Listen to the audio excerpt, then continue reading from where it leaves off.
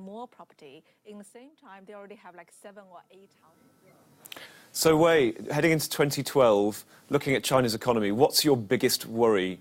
What's the thing that could really make everything collapse? Property market, definitely. Now everyone is thinking the Chinese government is behind it. As long as prices fall a little bit, then they will be okay. But the problem is if the government let it continue to remain at a high price, they risk losing all the credibility. But why is that so bad? Why is it so bad if the property market collapses? Because Chinese house buyers, they don't have huge mortgages.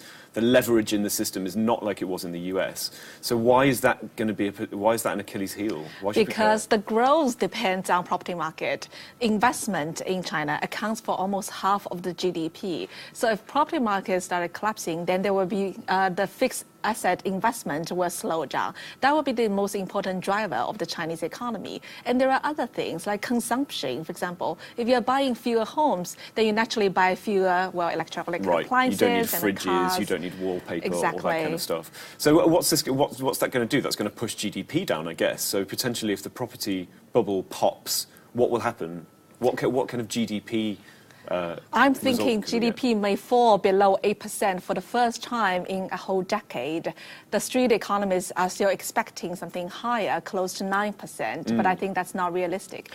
You know, I agree with you, but I think I'm less worried about GDP, and I'm more worried about things like corruption. I'd be interested to know what you think about the protests in Wuhan that we saw at the end of last year.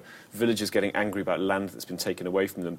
In a year where China's going to change leaders, or it's going to announce its new cadre of leaders, isn't that a bigger concern, that we're just going to get, revolt through the provinces as people protest about having their property taken away?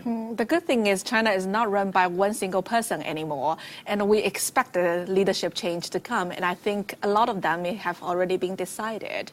And since the policy not hinges on a single person, so we're probably going to see an orderly change into the new generation. But the bigger issues is the whole world is going through. Exactly. Political risk is everywhere, right? Because all of the big economies, or most of the big economies, are going to change their leadership in 2012. The US, China, of course. Even places like Mongolia are going to have a new prime minister. I wonder if political risk isn't going to be the buzzword of 2012.